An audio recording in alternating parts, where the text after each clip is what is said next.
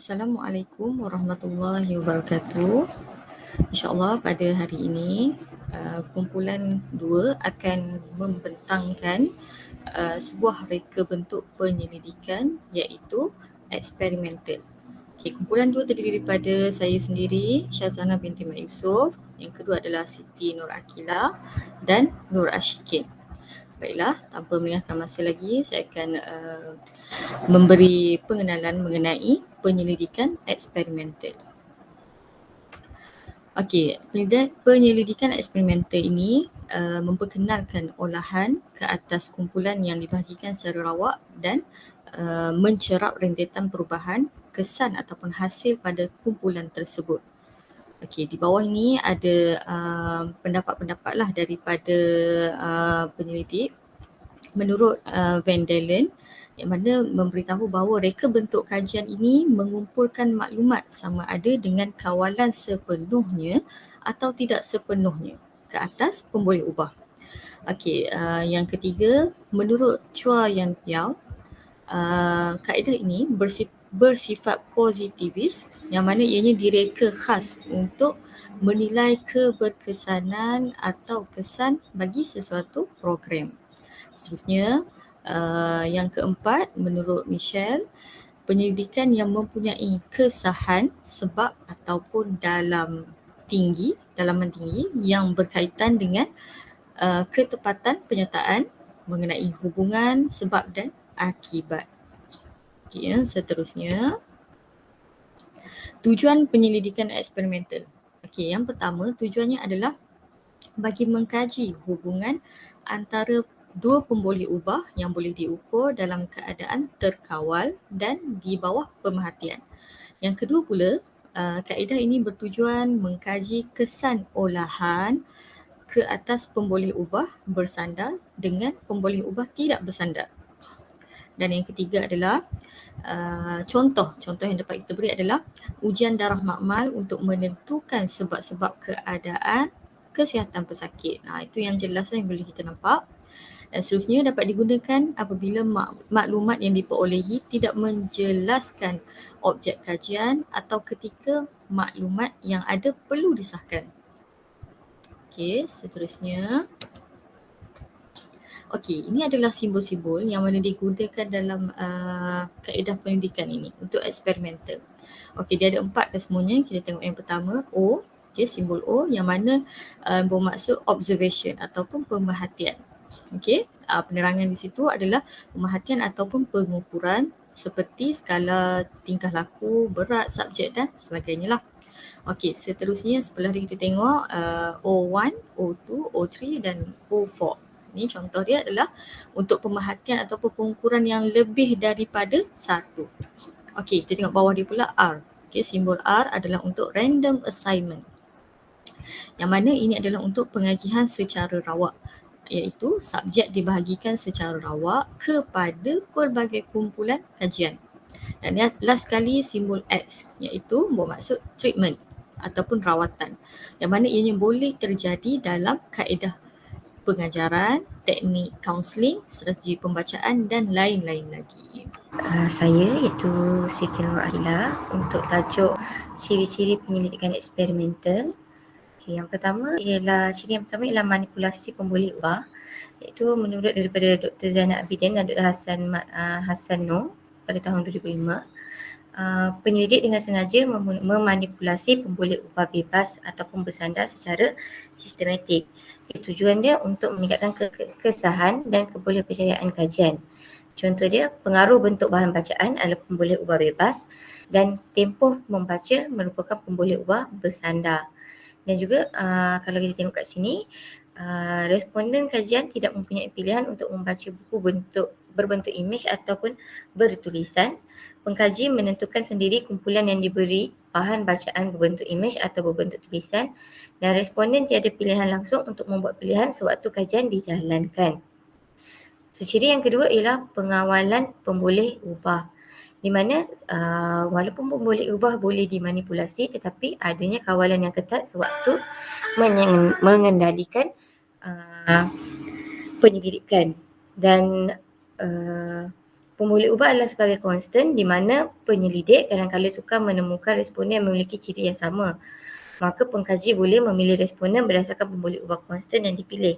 Contoh dia, responden taraf pendidikan rendah dan taraf pendidikan tinggi. Jika pengkaji sukar menemukan responden yang memiliki taraf pendidikan tinggi, maka pengkaji boleh memilih pemboleh ubah taraf pendidikan rendah sebagai pemboleh ubah konstan dan memutuskan untuk mengagihkan secara rawak kepada kawalan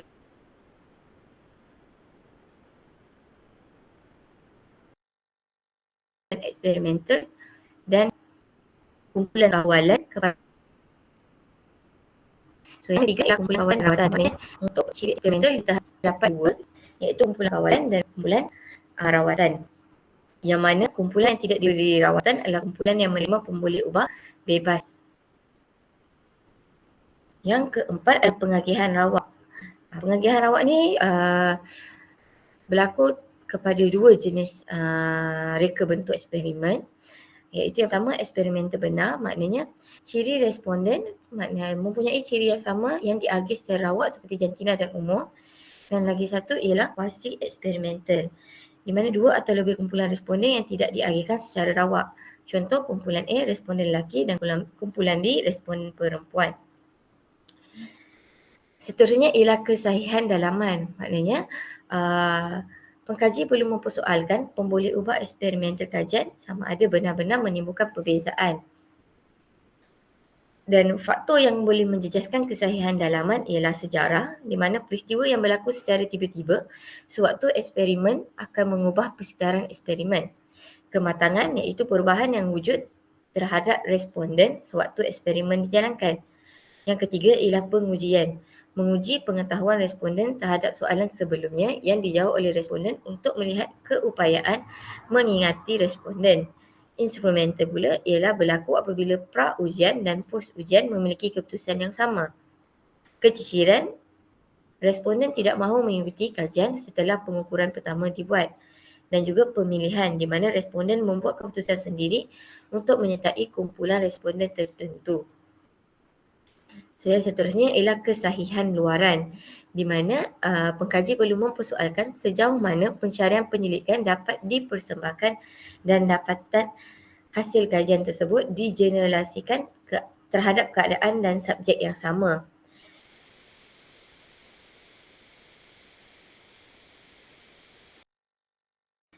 Yang pertama, cirinya ialah penerangan jelas tentang rawatan, membolehkan orang lain mengeluarkan kesan Hauptmann, maknanya eksperimen yang sama dijalankan tetapi sedar akan kesan kajian lampau dan mengambil langkah sewajarnya. Kesan novelty, maknanya responden menunjukkan minat yang luar biasa kerana didedahkan kepada rawatan. Dan kesan eksperimental, keberkesanan rawatan bergantung kepada keadaan bagaimana pengkaji mengendalikan rawatan. Okey, kita beralih kepada reka bentuk penyelidikan eksperimental. Okey, reka bentuk penyelidikan eksperimental terbahagi pada tiga. Yang pertama ialah pra-eksperimen, yang kedua ialah sebenar dan tulen, dan ketiga ialah kuasi eksperimen. Okey, yang pertama iaitu pra-eksperimen merupakan ciri dia mempunyai satu pemboleh ubah yang dianalisis dan tidak dimanipulasi. Kumpulan kawalan tidak diperlukan dan menetapkan pendekatan pertama untuk objek kajian. Bagi reka bentuk sebenar ataupun tulen, wujudnya hubungan antara sebab dan akibat berdasarkan analisis statik untuk mengesahkan satu atau membantah hipotesis, wujudnya kumpulan kawalan yang layak, memanipulasi dan menguji pemboleh ubah yang tunggal. Dan yang ketiga, reka bentuk yang ketiga ialah kuasi eksperimen, iaitu untuk menentukan trend umum tingkah laku kumpulan yang dikaji. Okay. Untuk reka bentuk pra-eksperimen pula, kita ada tiga pecahan reka bentuk, iaitu kajian kes sekali, kumpulan pra-ujian pasca ujian dan juga perbandingan kumpulan statik. Okay. Kajian kes sekali, kita boleh tengok X iaitu olahan, O adalah hasil pemboleh ubah bersandar. Kumpulan pra-ujian dan pasca ujian, O adalah pra-ujian, X adalah olahan, O adalah pasca ujian. Perbandingan kumpulan statik, okey.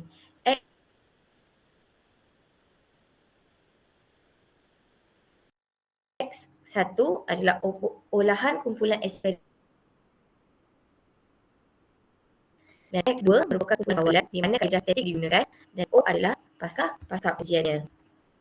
Okay. Untuk reka bentuk sebenar, terdapat beberapa reka bentuk yang boleh digunakan. Yang pertama ialah kumpulan kawalan pasca ujian, di mana untuk reka bentuk sebenar kita mempunyai dua kumpulan, iaitu kumpulan kawalan dan rawatan. Okay. Kumpulan kawalan olahan X1 dan pasca ujian kosong. O. Kumpulan rawatan olahan simbolnya adalah X2 dan pasca ujian adalah O. Untuk reka bentuk kumpulan kawalan pra dan pasca ujian, kita mempunyai subjek, pra ujian, olahan dan pasca ujian. Okay. Kumpulan rawatan menggunakan kaedah baru.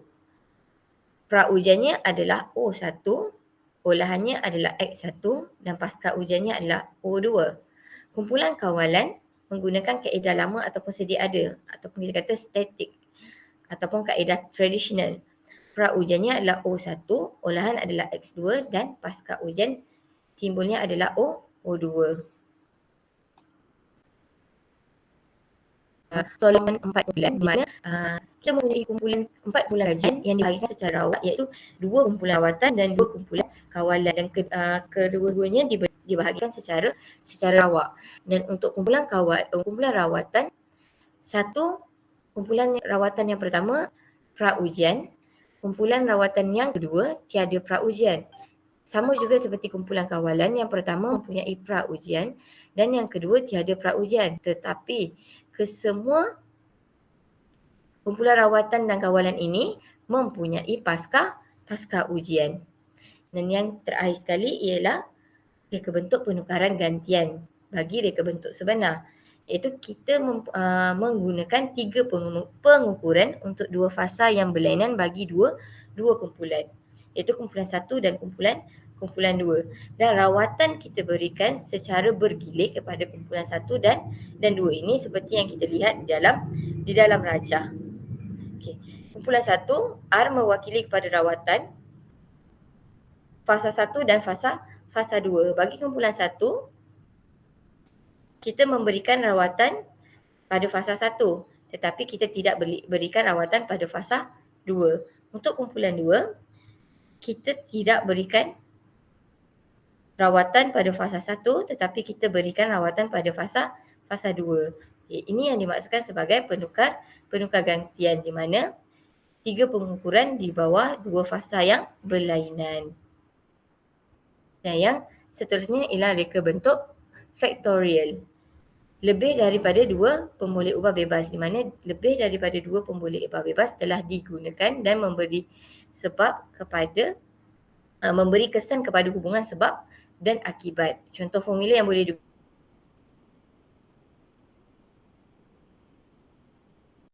digunakan 2 kali 2 seperti yang kita tengok. Kumpulan 2, kumpulan 3 dan kumpulan 4 seperti dalam jadual. Okey. Seterusnya saya serahkan kepada rakan saya untuk membentangkan bahagian pemilihan sampel. Terima kasih. Untuk pemilihan sampel. Di dalam kajian eksperimental ini terdapat beberapa sampel yang boleh kita pilih, ya. Baiklah, mari kita lihat bersama-sama. Baiklah, persampelan terbahagi kepada 2 bahagian, iaitu yang pertama persampelan rawak dan yang kedua persampelan bukan rawak. Bagi persampelan rawak ini terbahagi kepada 4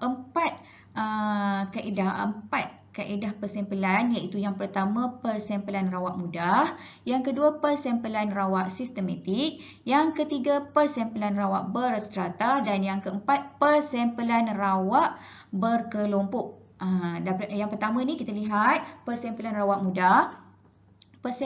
Dalam persampelan rawak mudah ini, setiap ahli dalam populasi yang dipilih mempunyai peluang yang sama untuk dipilih. Bagaimana pula gabungan sampel rawak? Dalam gabungan sampel rawak pula, setiap sampel mempunyai peluang yang sama untuk dipilih juga. Okey, bagi pemilihan sampel hanya pada ahli yang dipilih dalam sampel kajian. Okey, dan kaedah Dan caranya adalah dengan menggunakan kaedah survey nombor rawak, yang mana pengkaji telah menyediakan kaedah survey dan dipilih daripada kaedah survey nombor rawak tersebut. Dan yang kedua, fishbowl draw, yang mana kaedah ini seperti cabutan nombor bertuah lah. Setiap ahli diberikan nombor dan pengkaji memilih secara cabutan tanpa melihat. Dan yang seterusnya, kita boleh juga menggunakan program komputer seperti Excel, SPSS dan sebagainya.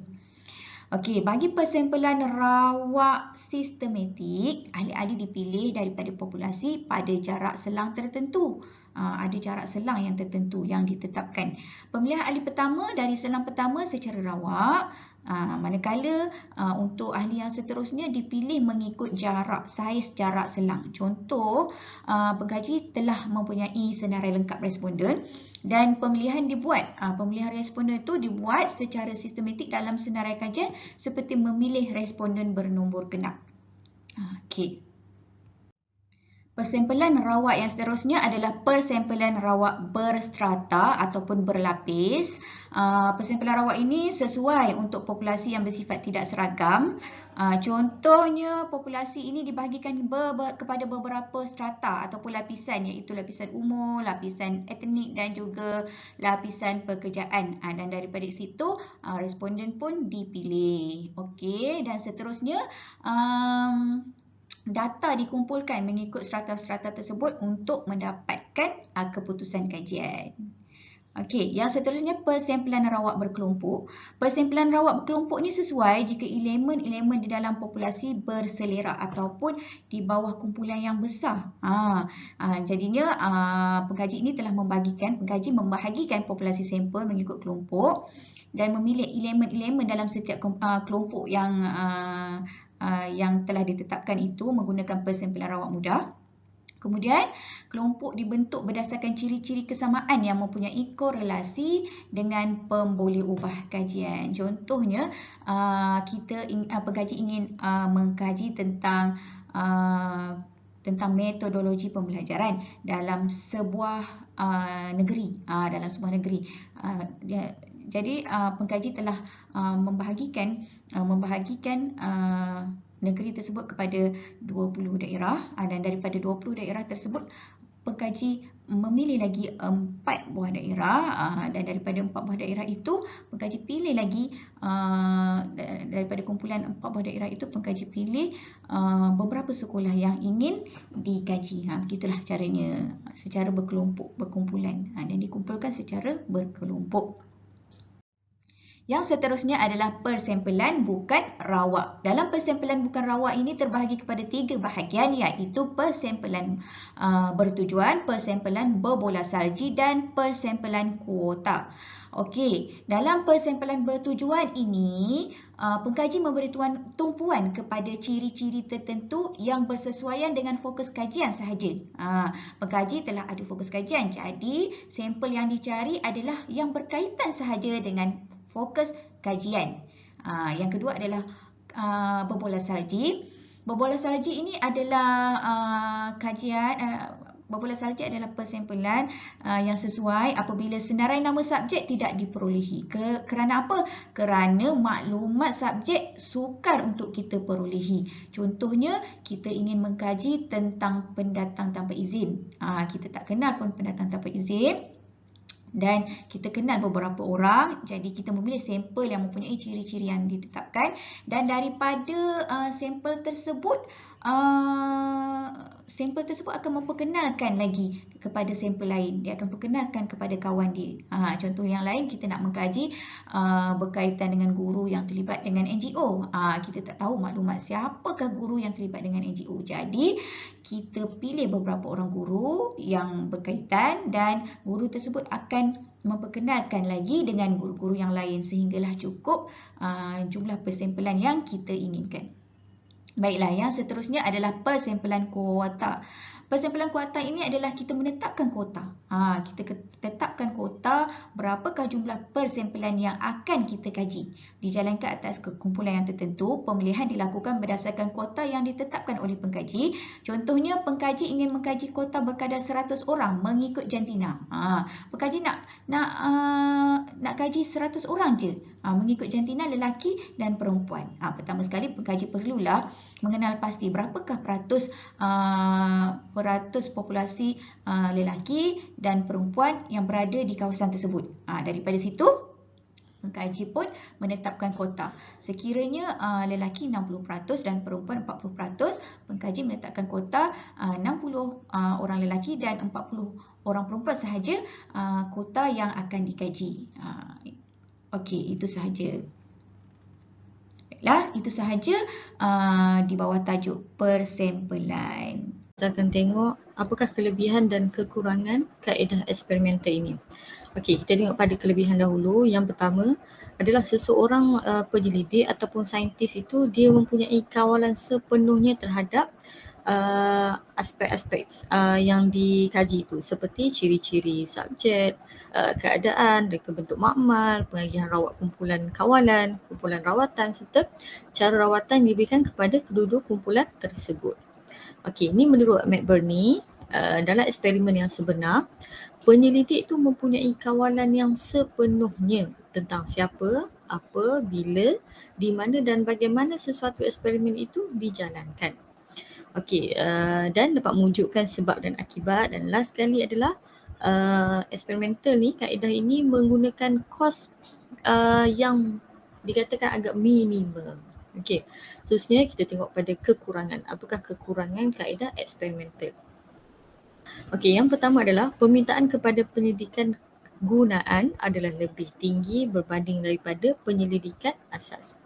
Yang kedua adalah latar belakang penyelidikan. Ramai daripada penyelidik komunikasi, mereka ni bukanlah berlatar belakangkan dengan kaedah eksperimental. Okey.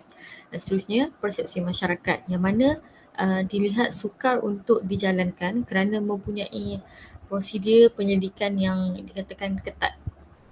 Dan last sekali, persepsi tentang perkataan makmal itu sendiri menyebabkan ramai pelajar komunikasi sebenarnya kurang selesa.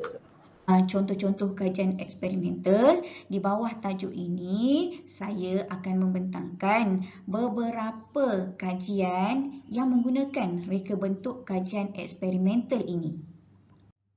Contoh kajian pra-eksperimen yang pertama saya ambil daripada kajian yang dibuat oleh Muhammad Salam tahun 2020 yang bertajuk WhatsApp kehadiran aktivitas belajar dan hasil belajar.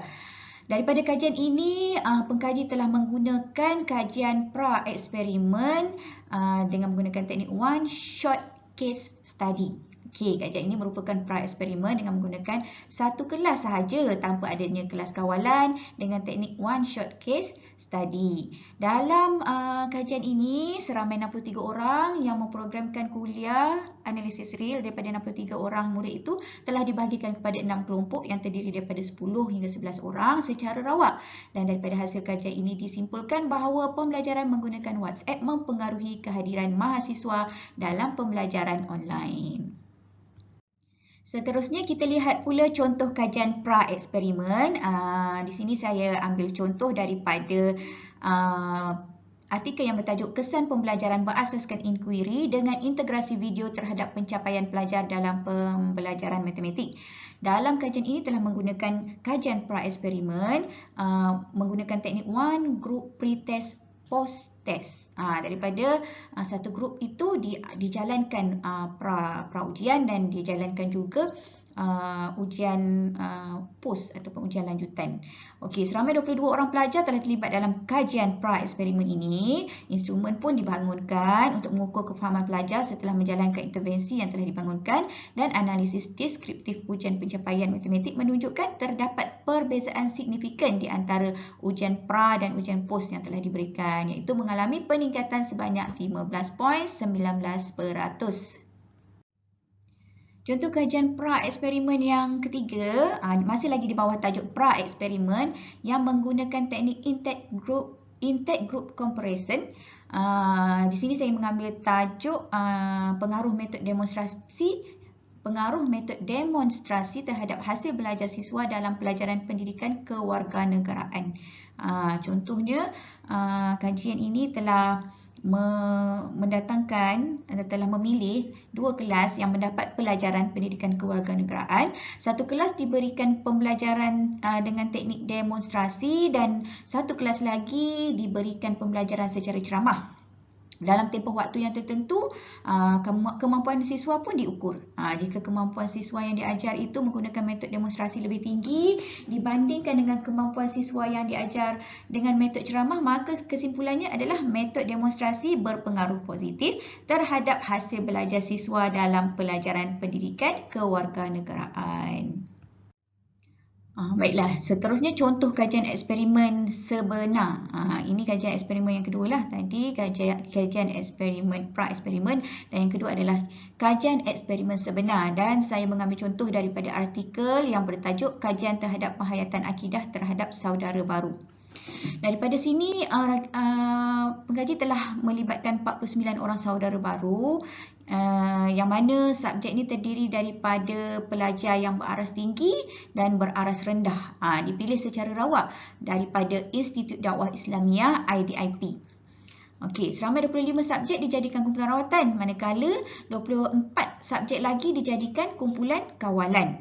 Dalam kumpulan rawatan, pelajar-pelajar ni didedahkan secara pembelajaran secara inkuiri terbimbing, manakala bagi kumpulan kawalan pula didedahkan pembelajaran secara konvensional.